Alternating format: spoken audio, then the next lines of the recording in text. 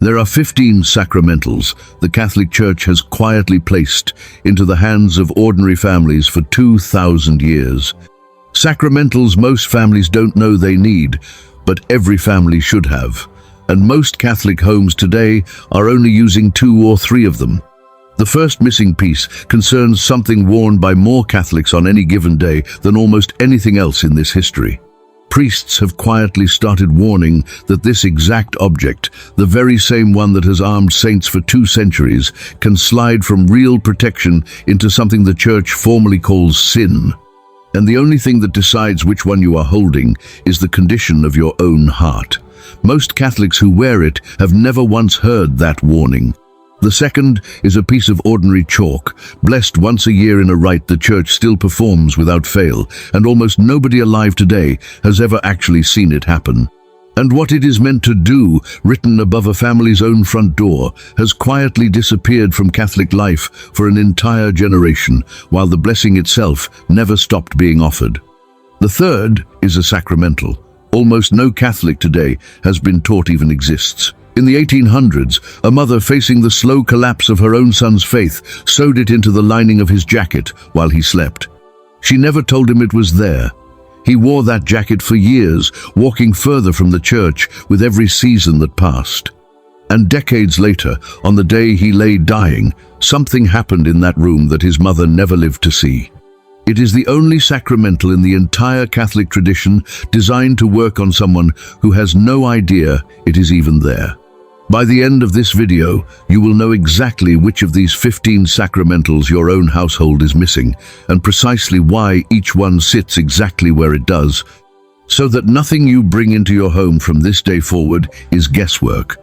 And you will hold, in your own 2 hands, the same authority the head of every Catholic household has carried for 2,000 years to invoke real protection over the people you love, without waiting on anyone else's permission. Most Catholic families will go their entire lives never learning even half of these 15, and they will never know what that silence quietly cost their home. If you close this video before the end, you will remain exactly where they are. If this channel is new to you, hit subscribe right now. This is what we do here every week. Share this with someone in your family who needs to hear it today.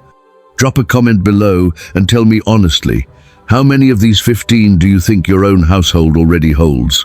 I read every single one, and hit like so more people find this. Now, let us begin. These 15 sacramentals are not 15 separate items you can pick and choose from at random. This order was built for a reason, each one earning its place by building the case for the one that follows it. The sacramental that will matter most to your own household may not be the one you expect. You will not know which one it is until we get there. But before we get there, you need to know exactly what you are actually holding in the first place. The Second Vatican Council itself defined exactly what we are dealing with: sacred signs that carry real grace, the same way the 7 sacraments do, except this grace flows through the Church's own prayer rather than through Christ directly. Most of the time, that sign takes the shape of an actual object: water, salt, a medal, a scapular, something you can hold in your own hand, which is exactly what all 15 on this list are. St. Thomas Aquinas was the one who first drew the deeper line behind all of it, the 7 sacraments instituted by Christ himself. Everything on this list instituted by the Church he founded instead. 15 is nowhere near all of them that exist. This sequence begins with the one that carries more weight than any other on this list, and it is very likely already hanging somewhere in your own home right now. First, the Blessed Crucifix. Every other object on this list draws its authority from this one. Long before it hung quietly on a bedroom wall, men and women were being executed across the Roman Empire simply for refusing to renounce this exact sign. In the year 326, an elderly woman named Helena, mother of the Emperor Constantine, crossed that same empire to reach Jerusalem, where she is said to have uncovered the actual wood of the true cross, buried and hidden for nearly 3 centuries. The Church still commemorates that discovery every September. 900 years later, a young man named Francis of Assisi knelt alone before a crucifix in a half-ruined chapel outside his city, and tradition holds that the figure of Christ on that exact cross spoke to him directly. 3 words. Words he first understood as a task involving stone and timber, and only later understood as the founding of an entire religious order that is still alive today. That crucifix still hangs in the Basilica of St. Clare in Assisi. Pilgrims still cross oceans to kneel in front of it. St. Thomas Aquinas once said that if you have ever wondered how far God would go to keep a single soul from being lost, the crucifix itself is the answer, carved into wood and iron. This is why older Catholic homes kept one in nearly every room of the house, not as art, but as a fixed line of defense. If a household holds only one sacramental from this entire list, tradition has never permitted this to be the one missing. And yet it is very often the one families notice least, precisely because it has simply always been there. There is one more reason no Catholic home has ever been permitted to go without one, and it has nothing to do with decoration. Since the era of the Crusades, the Church has attached a plenary indulgence, a complete release from every remaining temporal punishment for sin to the final moments of a person's life, granted through what the Church calls the apostolic pardon.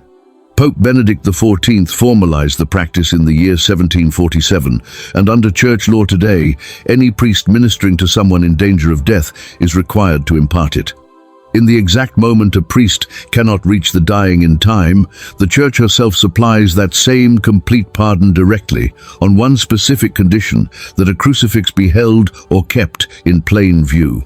Which means the object every Catholic home was told never to be missing is also, quite literally, built into the last blessing a soul will ever receive.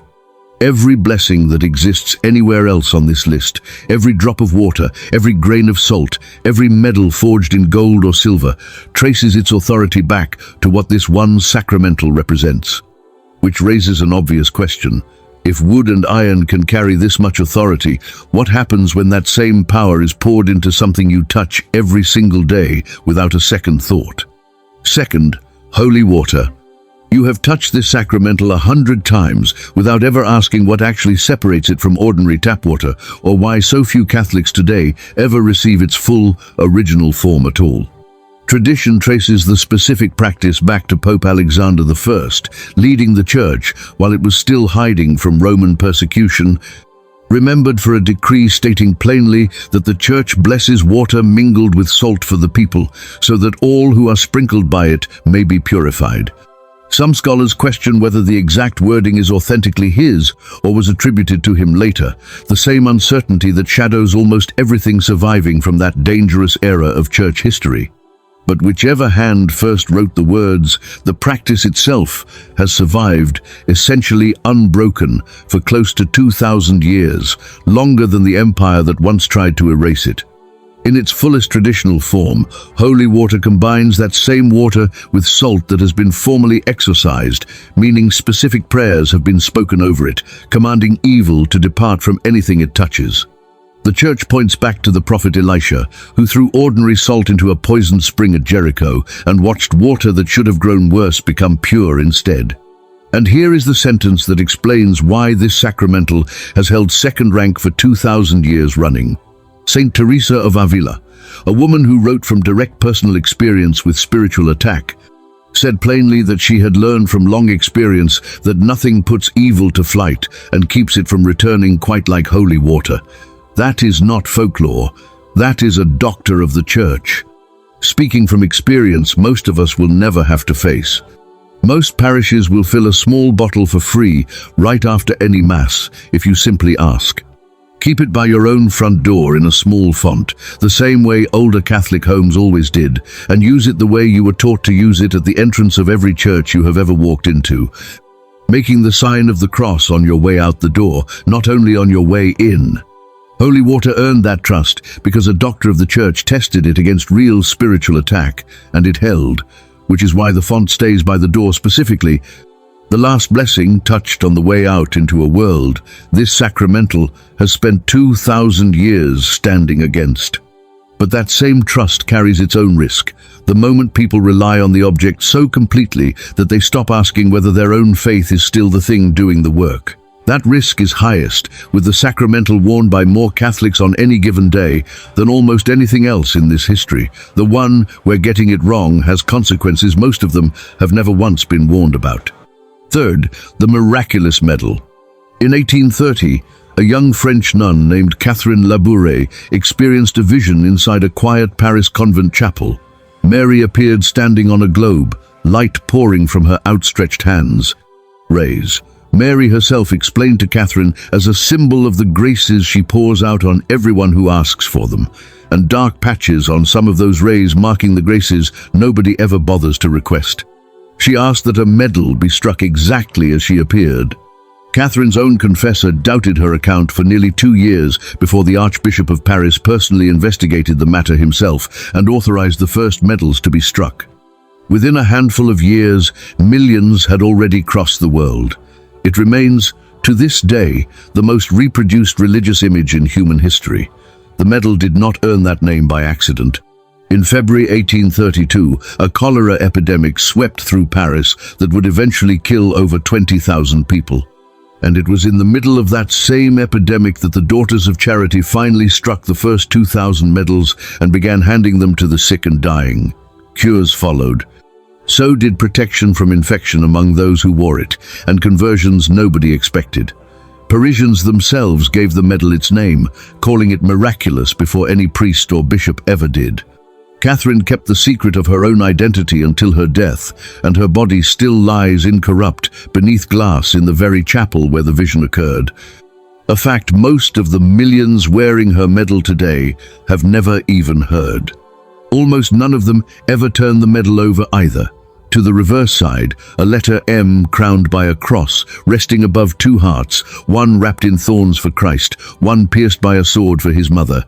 The whole image ringed by 12 stars, for the apostles who once carried this same faith into a hostile empire.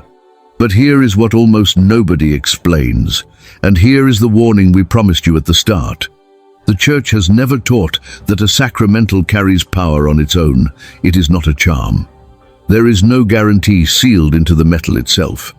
A medal worn by someone who has abandoned prayer entirely, who treats it as luck instead of living faith, has crossed, in the Church's own words, into something she calls superstition, treating a sacred sign as if it worked apart from the God it represents. The medal has done nothing wrong in that scenario.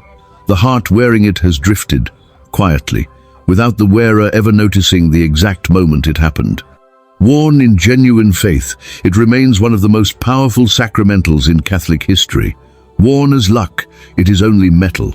The object never changes, the soul carrying it does, which is exactly why it belongs on a chest that still prays. Mary's own promise that the specific grace a family asks for is already being poured toward them. Ask a priest to bless a miraculous medal, and it takes him under a minute, the medal itself costing less than a coffee. Request one before you leave Mass this week, and wear it the same way Catherine Labouré herself intended it, not as jewelry, but as a small, constant prayer, resting against your own chest. That exact distinction is the reason the next sacramental on this list exists at all. Fourth, the Saint Benedict Medal. This medal carries something the Miraculous medal never needed: actual words of exorcism forged directly into the metal itself. Words millions of Catholics have worn flat against their own chest for years without ever once turning it over to read them. The medal reached its current, most recognized form in 1880, marking the 1400th anniversary of the founding of the Benedictine order, though an earlier version had already been formally approved by Pope Benedict XIV over a century before that. On its face, Benedict holds a cross in one hand and his monastic rule in the other, a poisoned chalice and a raven at his feet. A direct reference to 2 separate assassination attempts on his life through poison, both of which tradition holds failed through nothing short of divine intervention. But it is the back of the medal that carries the real weight. Latin letters circle the edge, CSSMLNDSMD, translating to, "May the Holy Cross be my light, let not the dragon be my guide." Letters in each quadrant form a formal command of exorcism. Their meaning was nearly lost to history entirely, and only survived because of a trial. In the year 1647, women accused of witchcraft near Metten Abbey in Bavaria testified under oath that their own spells held no power over that specific monastery because it stood protected by the cross. Investigators searching the walls found these same letters carved into crosses throughout the building, their meaning already forgotten by the monks living there. It was only when an older manuscript from 1415 surfaced, showing Benedict holding the full Latin prayer these letters abbreviate, that the Church understood exactly what had been protecting that abbey the entire time. It carries its own specific rite inside the Church's Roman ritual, prayers of exorcism spoken over the metal before it is ever worn. It is frequently paired with the crucifix as one of the two strongest defenses the Church offers against spiritual assault inside a home. If the crucifix is the source of every grace, and the miraculous medal is the caution against misusing it, this is the shield the Church forged specifically for battle. Beyond wearing it, families have buried this exact medal at the four corners of their own property for generations, each burial point marked with a short prayer asking that no evil have power over the ground itself. It is one of the only sacramentals on this list meant to be placed in the earth rather than worn or carried, marking a boundary the way a fence marks a boundary, except this one is asking God to hold it. That framing only works if there is a third layer, a defense so common, so ordinary, that most families could be arming their entire home with it every single day without ever once calling it a weapon. There is. It is sitting in your own kitchen right now. Fifth, blessed salt.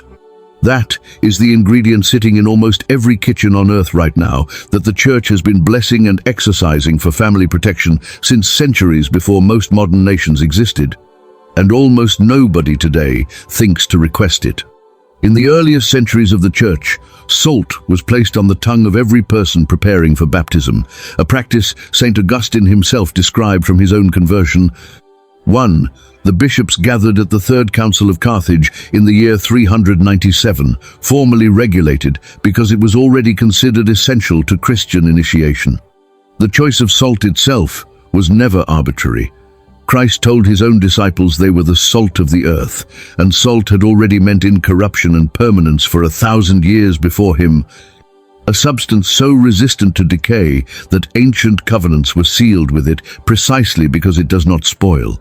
Augustine called practices like this visible signs of invisible grace, a phrase that quietly defined what a sacramental is centuries before the Church ever coined the word. Blessed salt can be sprinkled across a threshold, placed in the corners of a room, or carried on the body, and any priest can bless it in a matter of minutes, calling for evil to be driven from wherever it lands. Expectant mothers once kept a pouch of it near their beds. Parents placed a pinch in the corners of a new home before a single night was ever spent inside it. The most neglected form of protection on this entire list may genuinely be the one already sitting closed in your own cupboard, still waiting to be carried to a priest and asked for by name. No other sacramental on this list can be scattered into every corner of a home the way this one can, which is exactly the gap it was made to fill. It costs almost nothing to obtain. And yet, it may be the least requested blessing at parishes today, quietly overlooked in a way nothing else on this list has been. Which makes what comes next even stranger, because the next object is one almost every Catholic on earth has held in their own hands for years and may still not fully understand. Sixth, the Rosary. Its structure, 150 Hail Marys, was deliberately built to mirror the 150 Psalms, giving illiterate believers across an entire continent a way to pray the full Psalter using nothing but their own hands, centuries before ordinary people ever owned a printed book. Tradition holds that in the year 1208, after 3 days of prayer and fasting in a forest outside Toulouse, Saint Dominic received the devotion directly from Mary during a period when a heresy called Albigensianism was tearing through southern France like fire through dry grass, and the Rosary became one of the Church's central weapons against it. 3 centuries later, that same weapon was tested again, this time with an entire fleet's survival on the line. In October of 1571, an outnumbered Christian fleet met the Ottoman navy at Lepanto, off the coast of Greece, in what remains one of the largest naval battles in human history. Pope Pius V had asked every church in Rome to stay open day and night so the faithful could pray the Rosary without pause while the battle raged at sea. Hundreds of miles away, in the middle of a meeting with his cardinals, the Pope is said to have suddenly risen, walked to a window, and declared the fleet victorious, hours before any messenger could possibly have reached him with the news. When the reports finally arrived, they matched exactly. The feast the Church still keeps every October 7th was first called Our Lady of Victory, before it ever bore the Rosary's own name. Saint Padre Pio called it his weapon, not as a figure of speech. Pope John Paul II, centuries later, called it simply his favorite prayer, and devoted an entire papal letter to explaining why every mystery on those beads still carried the power to alter a life exactly as it had altered his own. Once blessed by a priest, the Rosary carries indulgences the Church attached to it centuries ago and has never withdrawn. If your own Rosary has never actually been blessed, that is worth fixing the next time you are at Mass, because what you are holding was built to do far more than most families ever ask of it. It sits sixth because everything ranked before it protects a household from the outside in. This is the first sacramental built to change a person from the inside out, prayer itself, not defense, which is exactly why no Catholic home is truly complete without one prayed, not just owned.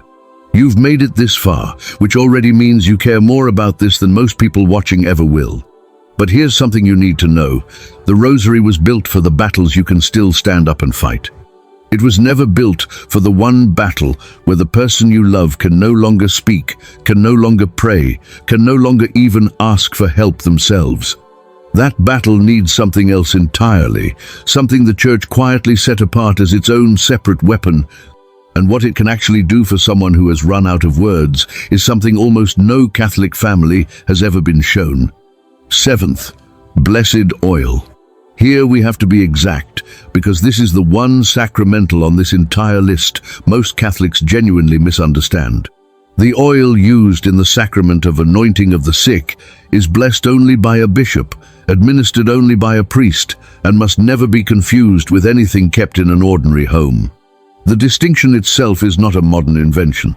In the year 416, Pope Innocent I wrote a letter to a bishop named Dissentius in the town of Gubbio, answering a question that Catholic families are still quietly asking 16 centuries later. Dissentius could not personally anoint every sick person scattered across his own diocese, and he wanted to know who else was permitted to use the Church's own blessed oil. Innocent's answer still stands today. Oil blessed by a bishop, he wrote, is permitted not only to priests but to all Christians for anointing in their own necessity or the necessity of those they love. But separate from that sacrament entirely, the Church also blesses oil as its own distinct sacramental, tracing back to the letter of James itself, which instructs the sick to call the elders of the Church to be anointed in the Lord's name, and further back to Mark's Gospel, where Christ's own 12 apostles anointed the sick with oil during their first mission and watched them recover. Families have obtained it for generations from shrines like Lourdes or directly from a parish priest, keeping a small vial the way earlier generations kept holy water. A parent may bless their own child with it, tracing the cross on the forehead in prayer for healing. But the Church is firm on one point. Used on anyone outside your own household, that person must understand plainly that this is a sacramental, not a sacrament, and that no priest stands present administering what Christ himself instituted for the dying. That distinction is not a technicality. It is the exact same principle behind the Miraculous medal. Grace never originates in the object itself. It flows through the Church's own prayer, joined to the faith of the one using it. Kept and used rightly, it becomes one of the most tender sacramentals a family can offer someone who is suffering and cannot yet find the words to pray for themselves. A small vial doing quietly, in an ordinary bedroom, what an entire hospital chapel was built to do on a larger scale. Kept in a home rather than a medicine cabinet alone, it becomes a healing a family can offer that no doctor's visit ever will. It sits seventh because it is the first sacramental on this list built for the body itself, not the household around it. If oil can carry grace to someone who has lost the ability to even ask for it, there is a harder question sitting right behind that one. How many other blessings has the Church quietly kept alive year after year that most Catholics have simply never been in the room to see happen? At least one. And it requires nothing more dramatic than fire. Eighth, blessed candles. Most Catholics under 50 have never once witnessed a blessing the Church has performed without fail for centuries. On the 2nd of February, the Feast of Candlemas, priests bless every candle the parish will use for the coming year, and believers are invited to bring their own candles from home to receive the same rite. 5 separate prayers recited over them before a single wick is ever lit. Only pure beeswax candles receive the fullest form of this blessing, because tradition held that bees, alone among creatures, reproduced without losing their purity, making beeswax itself a symbol of Christ's virgin birth long before anyone understood how bees actually live. Saint Anselm described the rest of the meaning folded into the object: the wax as the flesh of Christ, the wick as his soul, the flame as his divinity.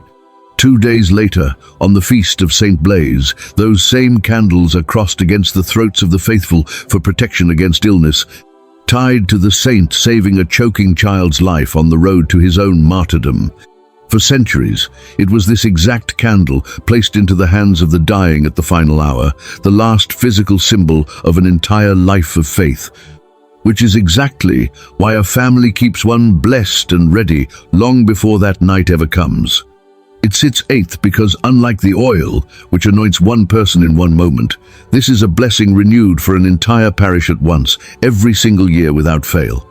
An object almost every Catholic already carries through the streets once a year meets a very different fate, thrown into a drawer within the week, never realizing it was never meant to end there at all. That brings me to the next sacramental. 9th, blessed palms. Given out on Palm Sunday, these branches commemorate the moment Christ entered Jerusalem to cries of Hosanna, the crowd hailing him exactly as Scripture had foretold. Their long-awaited king would be welcomed.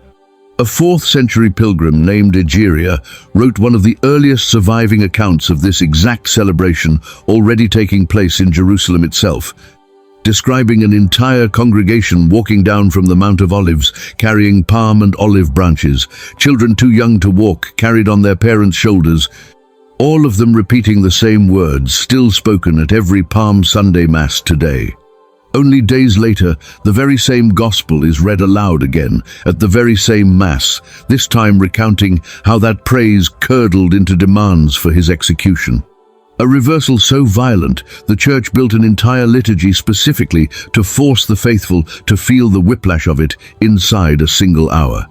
Once blessed, these are no longer ordinary branches. They belong in the home, often tucked behind a crucifix or into a picture frame, a quiet warning of how quickly praise can turn to betrayal in the human heart.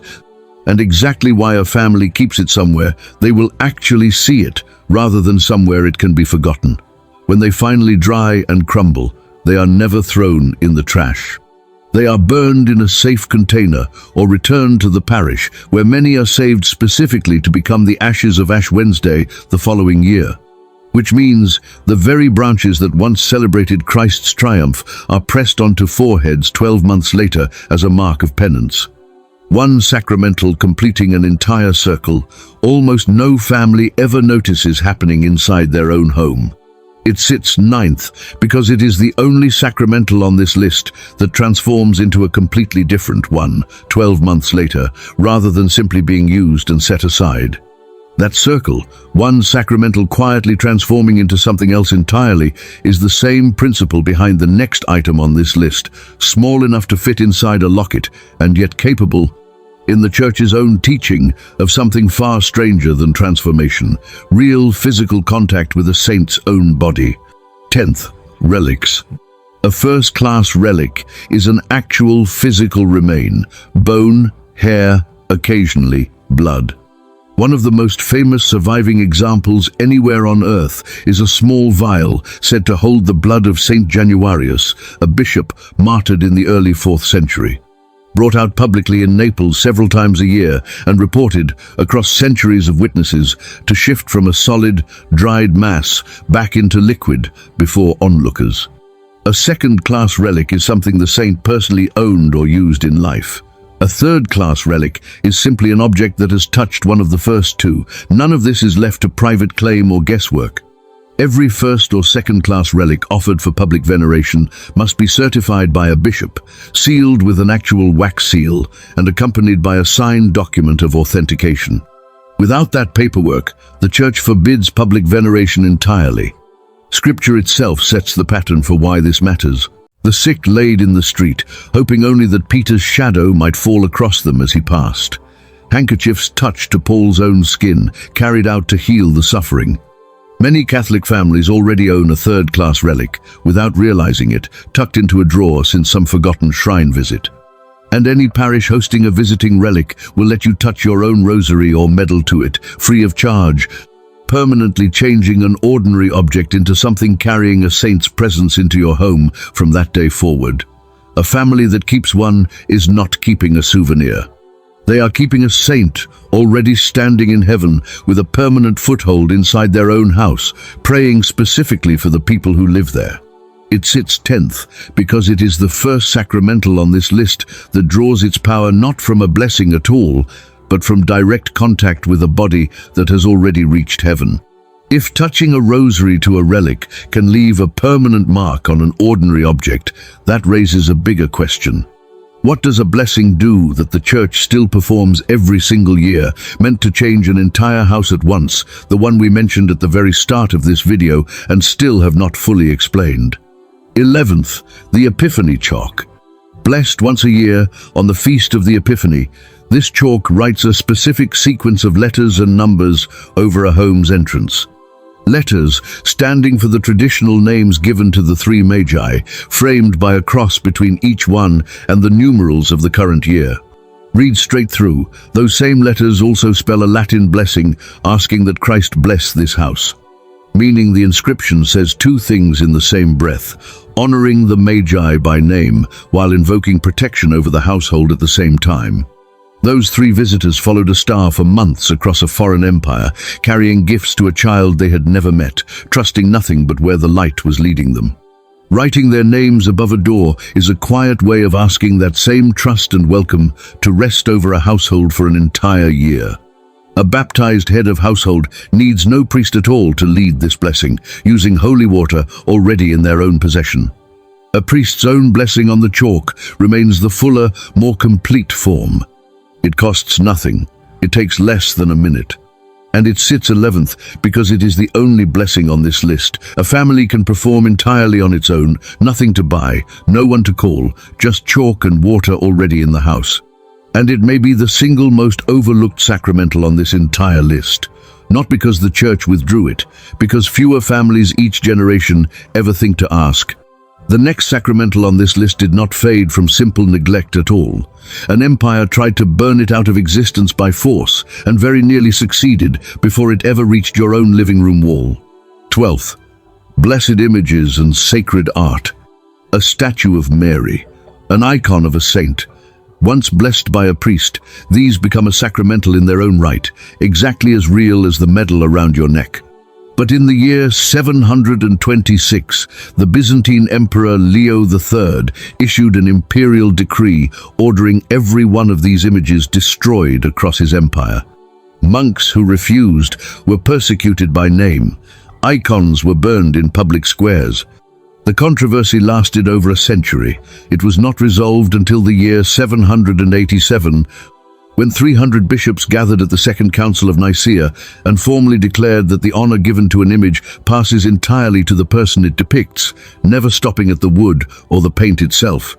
The council went further still, decreeing that every altar in the Christian world should contain a relic, tying this exact sacramental directly back to the one we just walked through. That is not folklore either. That is an ecumenical council, called specifically because an empire tried to erase this sacramental completely and failed.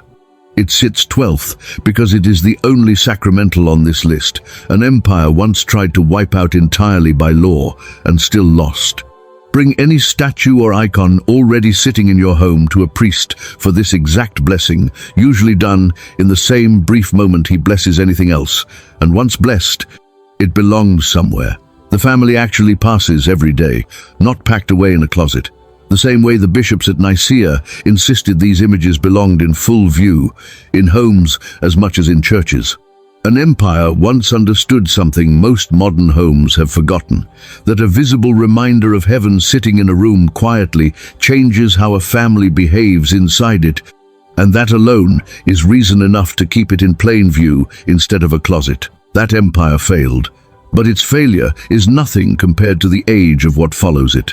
The next sacramental on this list is older than the New Testament itself, older than a single word Christianity ever wrote down, and it has likely already passed through your own home without you once asking where it came from. 13th, blessed incense. A priest named Zechariah was chosen by lot, out of an entire division of priests, for the single greatest honor of his life. Once, and only once, in the whole of a priest's career, this duty could fall to him.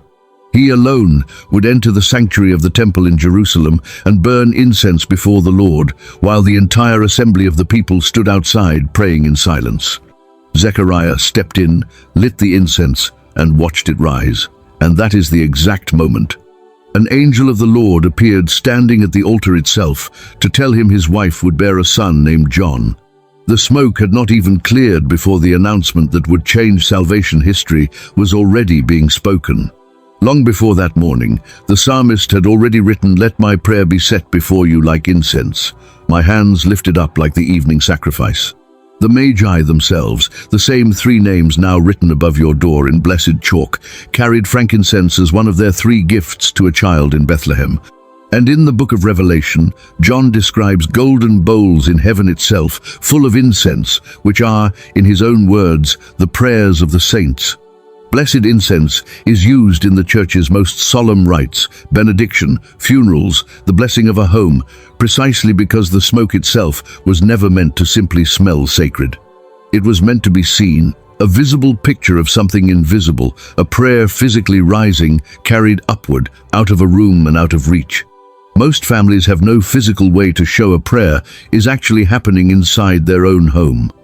This is the one sacramental built to give them that. It sits 13th, second to last before the two scapulars, because nothing else on this list reaches back further, older than the Gospels, older than a single word of the New Testament. The same simple charcoal disc and incense used in parishes is sold at any Catholic goods store, and a priest can bless a small supply of it in minutes. The same quick blessing used for salt and water. Light it in a small dish, in the room where your family actually gathers, and pray through your home the way Zechariah once stood in that sanctuary, not performing a ritual, but making an ordinary moment the exact place where something was finally heard. That same principle, an ordinary moment becoming the place where something is finally heard, is the last one this list has left to show you, because two sacramentals exist for that exact purpose, being heard on behalf of someone else. And only one of them has most families ever even heard of.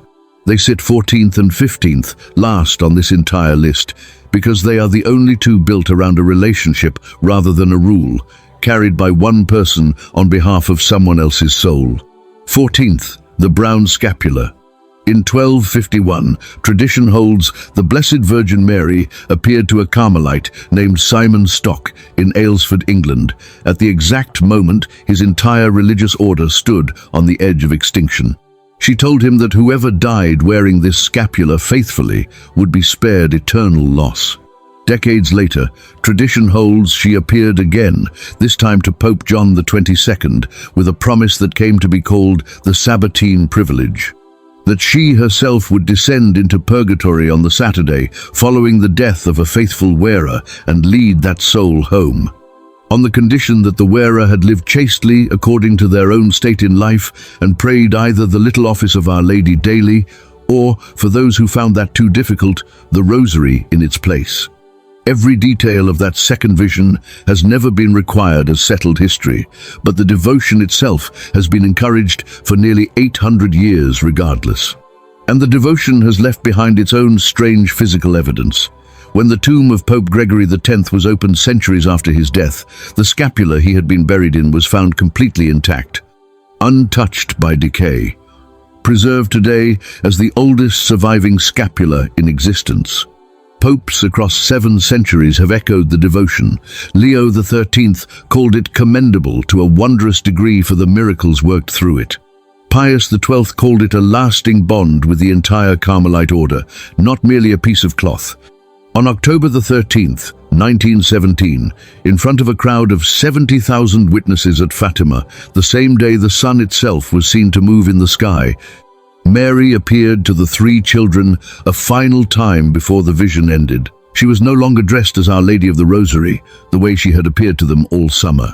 She stood before them instead as Our Lady of Mount Carmel, holding this exact scapular in her own hands. Worn over both shoulders, one small square resting on the chest and one on the back, it is a formal, sacramental sign of belonging to Mary. The same way a child wrapped in a parent's coat belongs to that parent, visibly, physically, without needing to say a word about it. But there is a condition almost nobody who owns one has ever fulfilled. It only carries its fullest promise once a priest has formally invested the wearer, a brief ceremony most Catholics who own one have never actually received.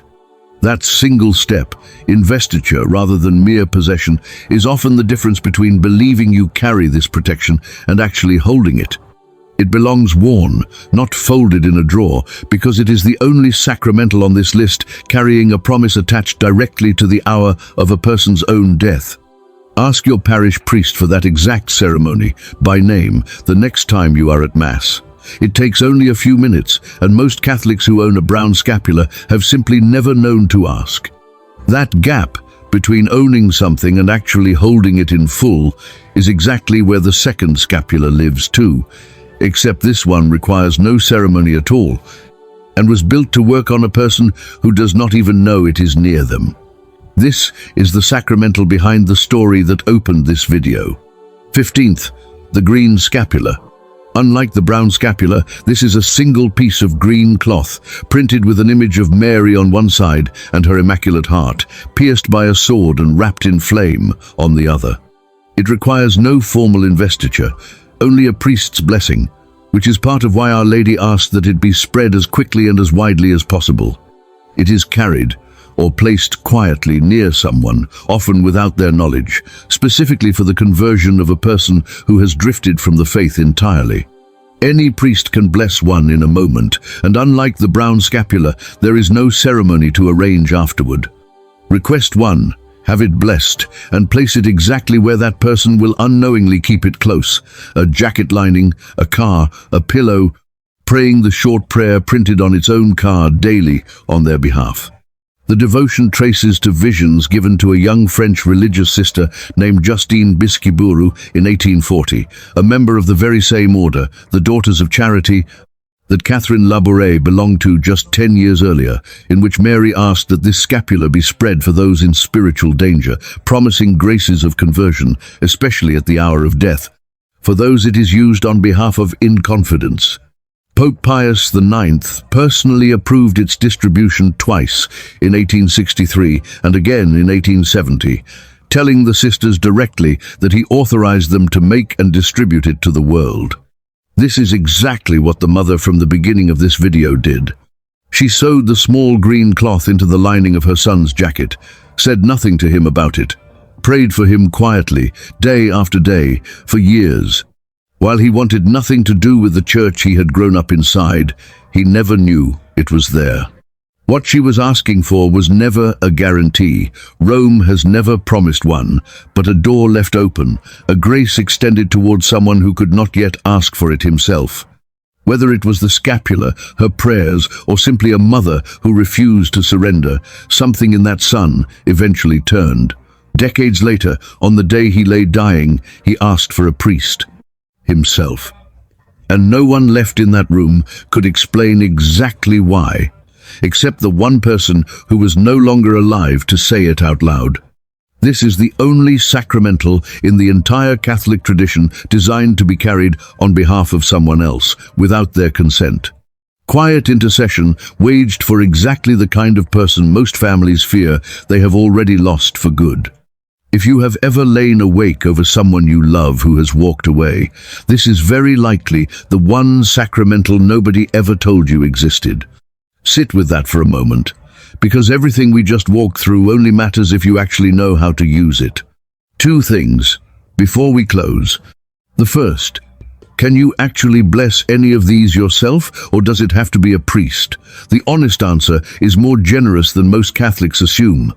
The Catechism itself states plainly that every baptized person is called to be a blessing and to bless.